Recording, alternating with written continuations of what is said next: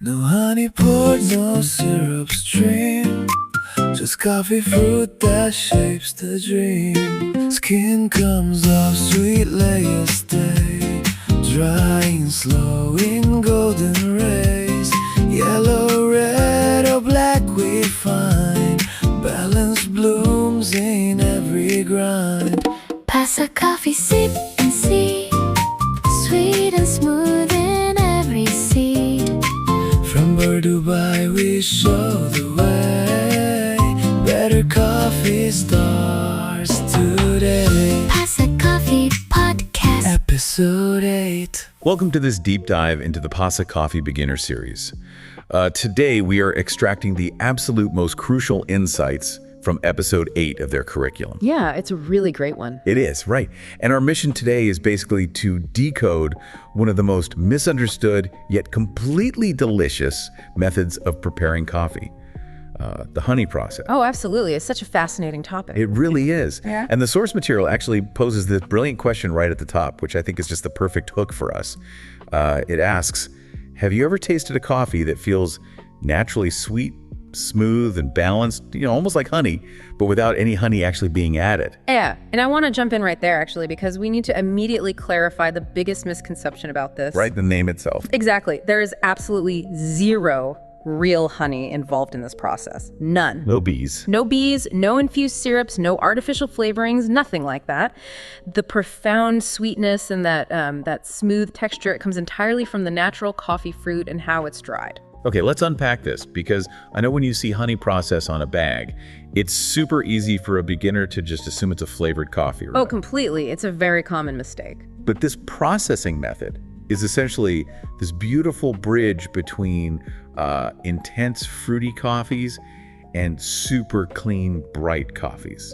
So for you listening, we need to remember that a coffee bean is actually the seed of a fruit. Right, it starts as a cherry. Exactly. And just to recap our previous deep dives, think of the mango analogy from the sources. Eating a fresh mango, a piece of dried mango, or like a mango dessert, they all taste totally different, right? Mm-hmm. Even though it's the same fruit. Yeah, the preparation changes everything. Exactly. In coffee processing, it's the same. On one extreme, we have the natural process, where you dry the whole cherry. It gives you these fruity, heavy flavors. It's like wearing a really loud, colorful festival shirt. A great analogy. And then on the other end, we have the wash process. That's where you remove all the fruit before drying. You get this clean, bright, tea-like cup, very crisp, like a clean white shirt. Right. And so the honey process is the perfect middle ground between those two. It's like a warm, well-fitted, colored shirt. It sits right in the middle. Okay, I like that. And to understand how it sits in the middle, we have to talk about the mucilage. The mucilage, right. Yeah, it's a funny word, but it's crucial. When you peel the outer skin off a coffee cherry, there is this sticky, super sugar-rich layer left coating the seed. If you've ever eaten a really fresh date or, the pulp around a mango pit. Oh yeah, that slippery, dense layer. Exactly, that's the mucilage. In a washed process, they scrub all of that off completely. In a natural process, they just leave the whole cherry intact. But in the honey process, they do this very specific middle path. They remove the skin, but they leave that sticky, sweet mucilage right on the seed to dry. Okay, wait, I have a practical question here. Yeah. If you strip off the skin, but leave this intensely sticky, syrupy layer on the seed, doesn't that just create a massive sticky mess to dry? Oh, it absolutely does. It is incredibly sticky. But as that mucilage dries in the hot sun, it starts to change. The sugars concentrate and it turns this beautiful golden amber color. Oh, wow. Yeah, and as it clumps together, it literally looks and feels exactly like sticky honey. So that's it. That's the only reason it's called honey process. That is the sole reason. It's purely a visual and textural similarity on the drying beds. It has nothing to do with ingredients. That makes so much sense. But dealing with that sticky mess, that couldn't have been an accident, right? Like a farmer wouldn't just do that for fun. Definitely not. It was a very deliberate innovation to solve a major farming problem. And to see where it started, we actually have to look at Brazil. Okay, let's talk about Brazil. So Brazil has a massive history of doing the natural process, sun-drying whole cherries. But there's a big issue with that. Not all coffee cherries on a single tree ripen at the exact same time. Right, you get some red ones, some green ones. Exactly. And if you dry the unripe, hard green cherries right alongside alongside the sweet, ripe red ones, those underripe seeds can bring out these really harsh, bitter, or sort of grassy flavors in your final cup. Which obviously brings down the quality of the whole batch. Precisely. So Brazilian farmers wanted a method that was cleaner and more consistent than a traditional natural, but still sweeter and heavier than a fully washed coffee. So they needed a way to sort out the bad cherries. Right, and they figured out that if they ran the harvest through a pulping machine, Which squeezes the seeds out of the skin. right, the ripe ones pop right out of their skins. But the hard, unripe green ones don't. They resist the machine. So they could easily separate and discard the unripe flaws. Oh, that's brilliant. Yeah, but instead of washing the ripe seeds clean, they decided to keep that sticky mucilage on them and send them straight out to dry. They called this method pulped natural. Okay, wait, I want to clarify this for anyone listening, because this is huge. If you're at a cafe, right, and you see a bag of coffee from Brazil that says pulp natural, and then right next to it is a bag from Costa Rica that says honey processed, Yeah, you're basically looking at the exact same family of processing. exactly the same. It's that hybrid technique designed for maximum balance. The terminology just shifted a bit as the method moved to Central America, where they started really experimenting with it. Right, and speaking of experimenting, this is where it gets really visual.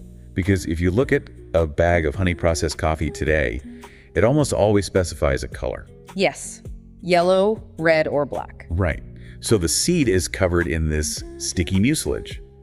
But why the different colors? It all comes down to a very core rule.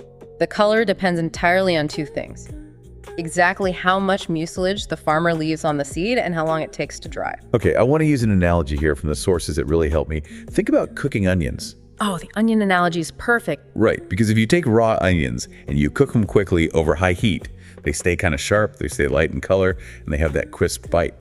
But if you cook them slowly over really low heat for a long time, they get dark, they get super sweet, and they caramelize. That is exactly how the honey spectrum works. Let's break it down, starting with yellow honey. Okay, the quick cooked onions. Right. For yellow honey, the farmer mechanically scrubs off most of the mucilage. They leave just a little bit on there.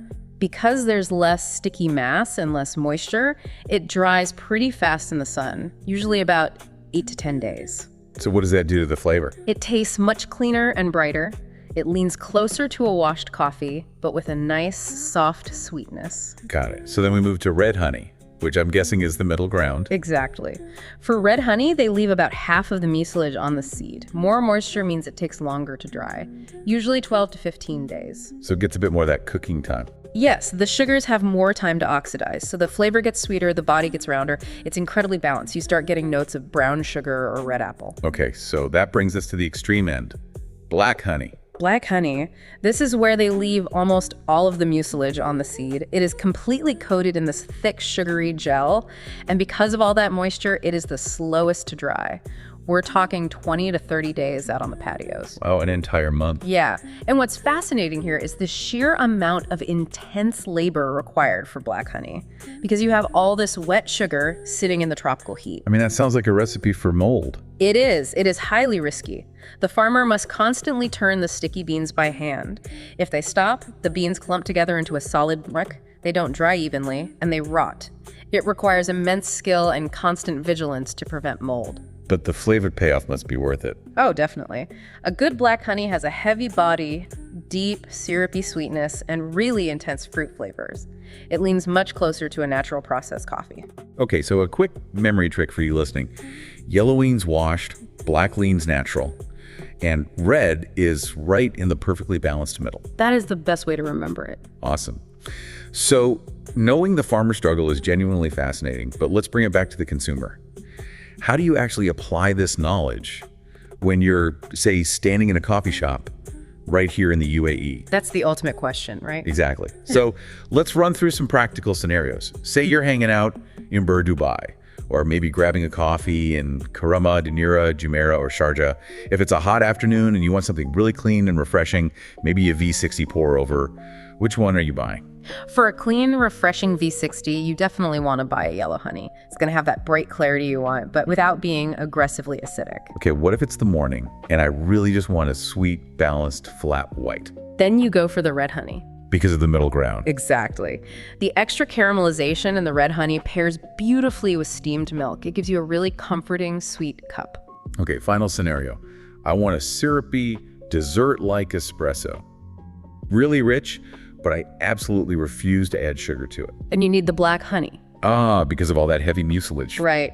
When you pull a black honey as an espresso, that intense, concentrated sweetness and heavy body just shines. It's incredibly rich. I love that.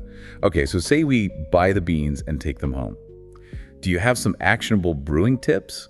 Like, how should we dial these in? Absolutely. Let's start with a V60. Because honey processed coffees have all these highly soluble sugars, you want to be careful with your heat.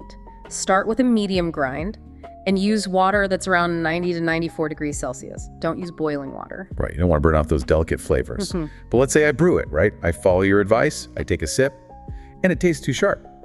Or maybe just kind of thin and watery. What's my immediate fix there? Okay, if it's sharp or thin, the water is moving through the coffee too fast, you're under extracting.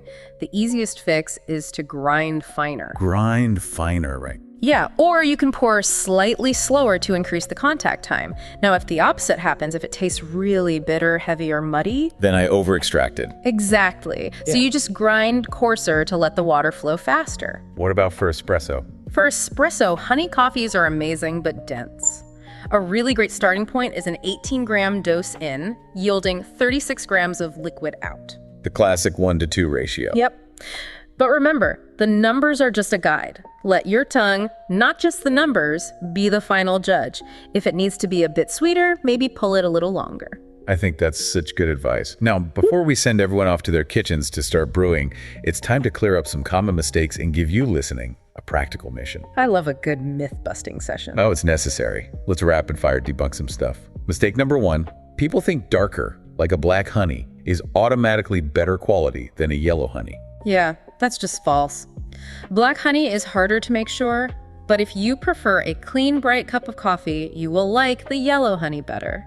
Quality is objective, preference is subjective. Exactly. Mistake number 2, which we covered, but I'll say it again, honey process will not taste like actual literal honey from a jar. Right. Expect notes like caramel, red apple, dried fruit, or chocolate. It's a type of natural sweetness, not a flavoring. And mistake number 3, Yeah.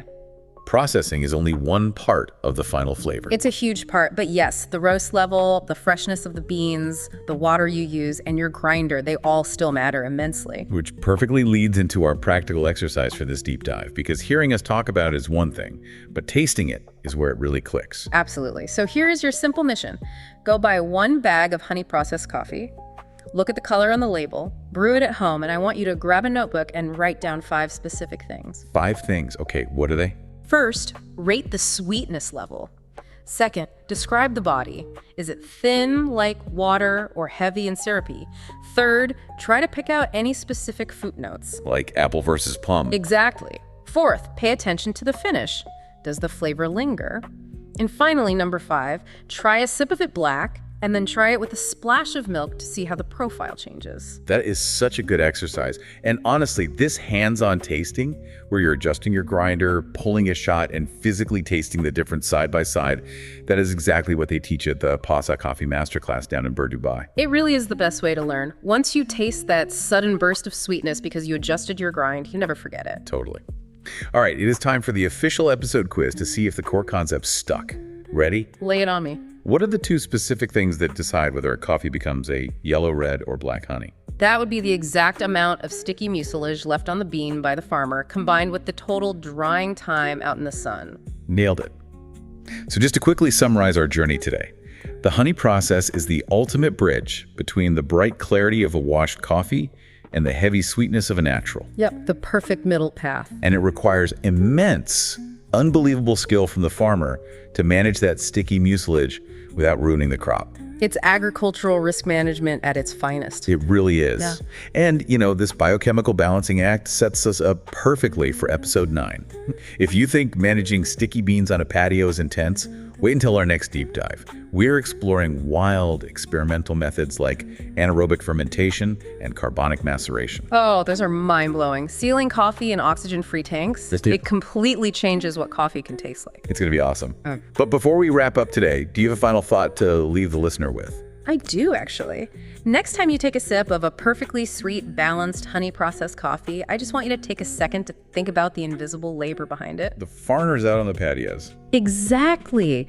Think about the days of careful turning by hand, the constant monitoring of the humidity, the panic of fighting the elements and covering the beds before a rainstorm, thousands of miles away.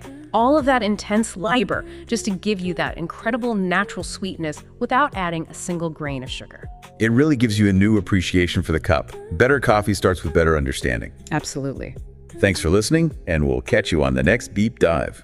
No honey poured, no syrup stream, just coffee fruit that shapes the dream. Skin comes off, sweet layers stay, drying slow in golden rays.